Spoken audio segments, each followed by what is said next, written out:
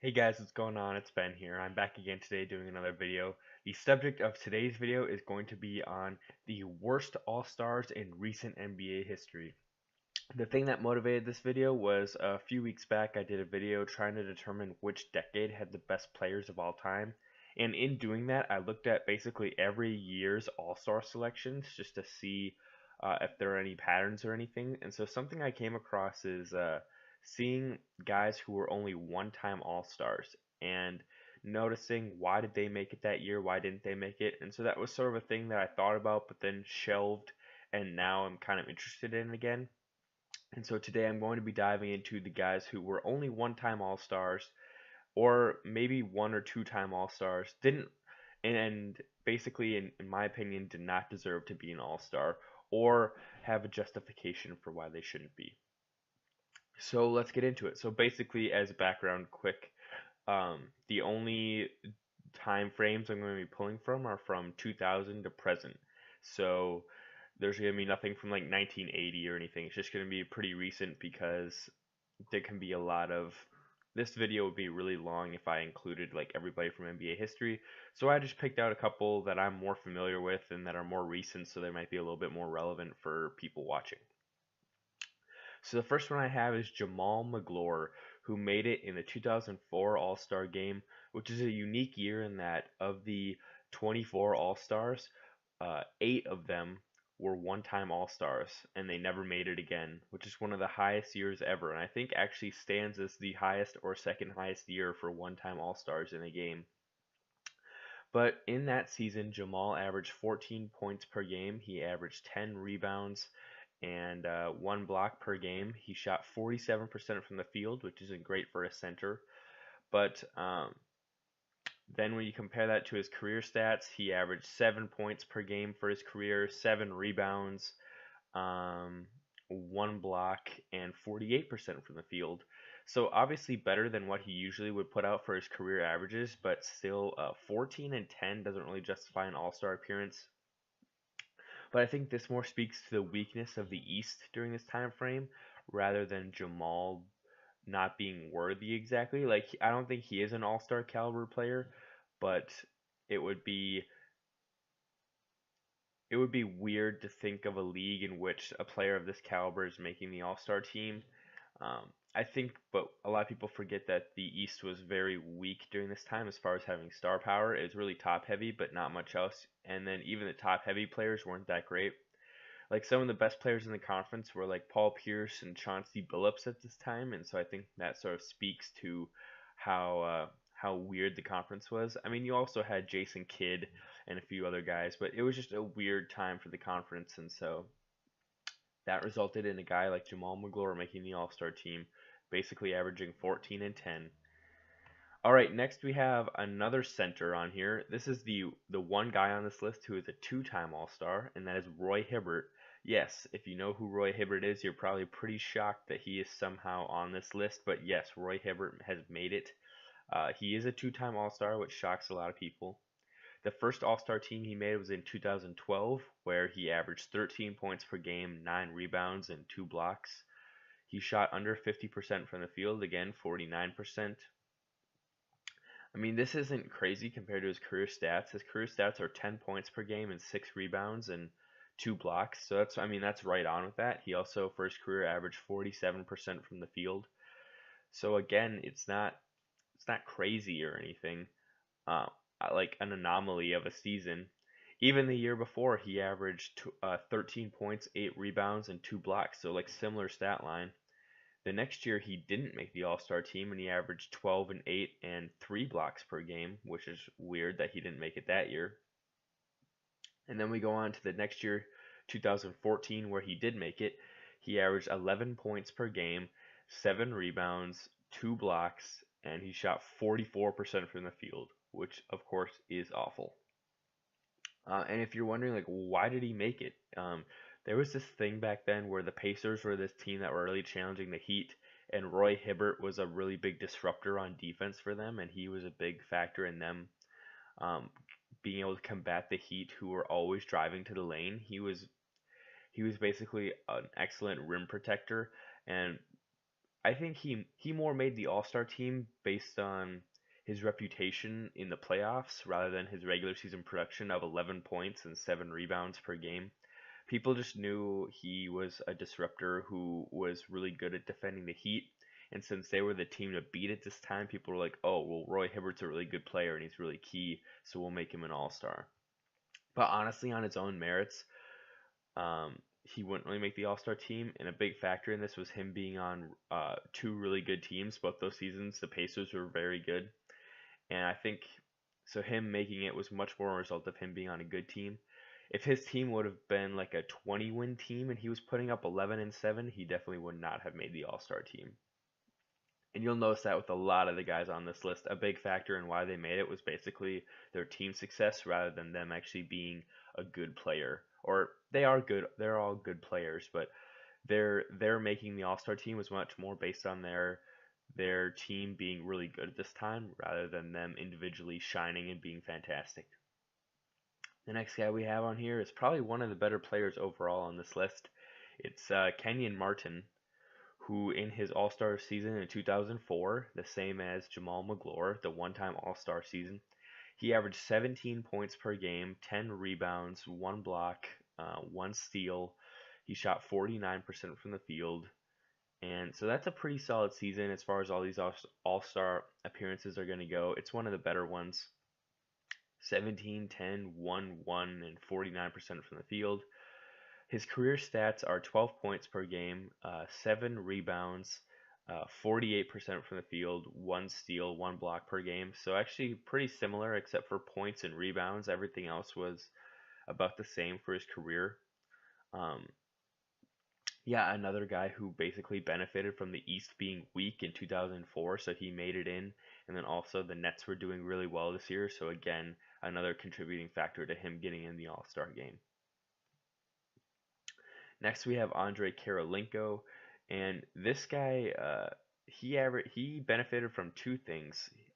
So his team was decent in 2004. They were a decent low playoff seed contender, and he was putting up decent numbers, but it was mainly a result of him getting a lot more minutes per game. For his career, he averaged 30 minutes per game, but in this season, he averaged basically his second highest ever at 37 minutes per night and the highest shots total he's ever averaged per season. So he's averaging 12 shots per game this season. That's higher than any other year of his career. Excuse me. And he had a lot of career highs this season, which are evident because of it. So this season he averaged a career high 17 points per game, 8 rebounds. He also averaged 3 blocks per game, which is impressive for a small forward. It's because he had the super long reach. He also averaged 2 steals per game and 44% from the field and 34% from three. So those are all actually really impressive numbers. And I think this is probably the guy I could most argue definitely deserved to be an all-star, and it's not unworthy. But again, I feel like it was just a result of him having super high usage. And yes, you can argue any all-stars high numbers are a result of their usage. And I do think that Andre actually contributed to his team's success a lot because he was a really good defender and he made a few all defensive teams. But I just feel like in a lot of other years, he definitely would not have made the All Star team just because it's so crowded and competitive out west. And so I think he made it based on three things: his stats being inflated from him playing a lot more, the weaker 2004 All Star year anomaly that's basically inexplicable, and then his team being a contender that year, which whenever you're on a contending team, your profile is going to be boosted in the mainstream. His career stats, by the way, are 12 points per night, 6 rebounds, 1 steal, 2 blocks per game, 47% from the field, and 31% from three. So that year that he was on the All Star team, his shooting percentages were actually lower, or his shooting percentage from the field was actually lower than his career average, and but as you can see, if he averaged 12, 6, 2, and 1 for his career, the numbers of 17, 8, 3, and 2, those those appear a lot more appetizing than his career numbers. Next on here, we have a guy who probably a lot of people will think, well, why do you think he shouldn't make the All-Star team? And I'll get into that right here. The guy I have next is Andre Iguodala, who made the All-Star team for Philly, not in any of his best seasons really, but when he was almost over the hill in 2012, he made it, and he was averaging that year 12 points per game, 6 rebounds, 6 assists, 2 steals, 45% from the field, and 39% from three. Now, Philly was a playoff contender in that they made the 8th seed that year, and he did actually shoot pretty well this season, considering not really from the field. It was one of his lowest percentages ever from the field, but from 3-point range, it was his highest percentage of his career at 39%. Also, he was averaging a lot of assists per game, about his second highest per his career. And then rebounds per game, it was the second highest of his career. So he was doing a lot of other stuff for his team. And this is like, if you think about how Draymond Green makes the All-Star team regularly, averaging like 10, 7, and 7. This is sort of how Andre Iguodala made it this year. But to me, it just wasn't worth it because Philly was an 8 seed this year, and I don't think that really warrants him being an all-star. You know, if Philly was like the 1 seed, then I could realistically have seen how Andre Iguodala would have made it this season. But they were not a high seed. They were the 8 seed, and they were sometimes even out of playoff contention during this season. So I can't really justify him being worthy of an all-star appearance in this season. Next up, we have Goran Dragic, and he made the All-Star game in 2018 as an injury replacement to Andre Drummond. So right off the bat, right there is the justification for why he shouldn't be an All-Star. He only made it as an injury reserve. I know that happens all the time for people. They make it as an injury reserve, and it counts all the same. They still get an All-Star appearance, but right there, he technically shouldn't have been an All-Star. He was a replacement. Um, and really, I just don't.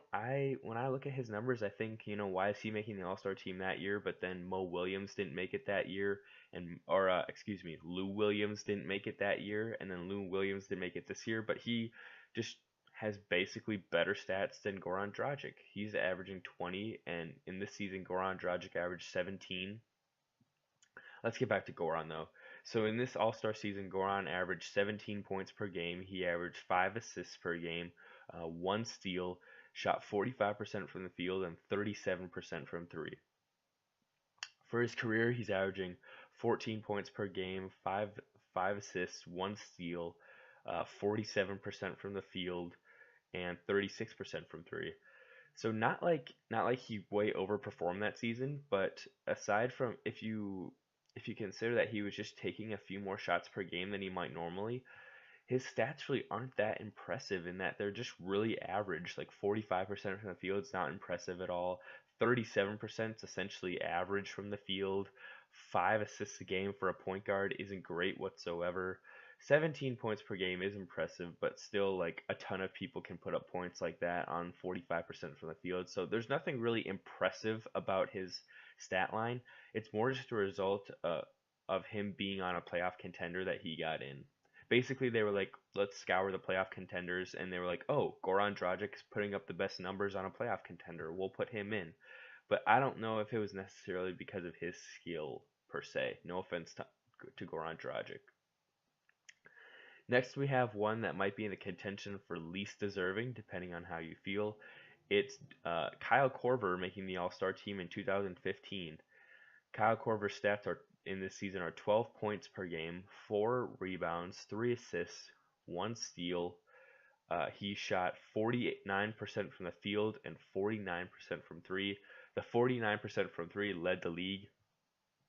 So there's basically two main reasons he got on the All-Star team this year.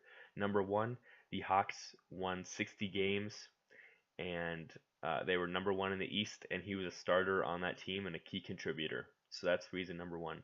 Reason number two, he led the league in three-point percentage with an astronomical high of 49%.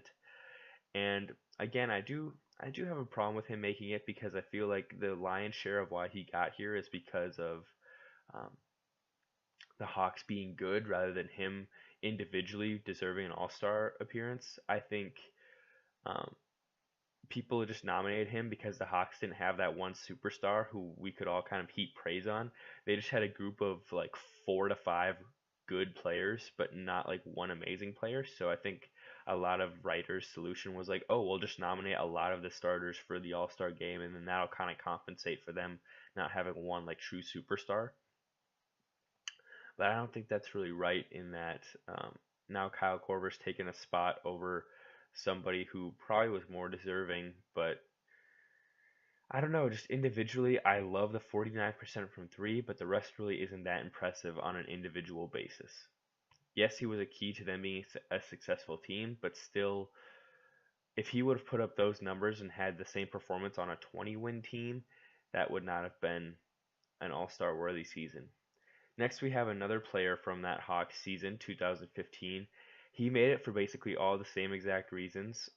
The Hawks were a really successful team, and he was a key contributor, a starter on the team. That is Jeff Teague. So Jeff Teague in that season averaged 16 points per game, 7 assists, 2 steals per game. He shot 46% from the field and 34% from three. So as you can see, shooting splits very average. Basically, he put up a season similar to like what Goran Dragic put up when I was talking about him. More assists per game, but really overall average performance. His career numbers are 13 points per game, 6 assists, 45% from the field, 36% from three. So he actually shot lower as far as shooting splits from three-point land that year, and his points per game they're a little bit higher, but his assists are basically right there, right average with what they normally are. And I don't know, it just was a really average season to be making the All-Star team, in my opinion, and was really only a result of the Hawks being the leading team in the East. And now for the final one here, we have the 2009 All-Star game in which Mo Williams made it. Um, so he put up a good season. He had seasons that were very similar to this in the past 2 years, but he didn't make it either of those years. And if you want to know why he made it this year, it's essentially because a lot of the shine that LeBron James was getting was rubbing off on Mo Williams because he was the second option on the team. So he was getting a lot of limelight because they were playing in a lot of nationally televised games.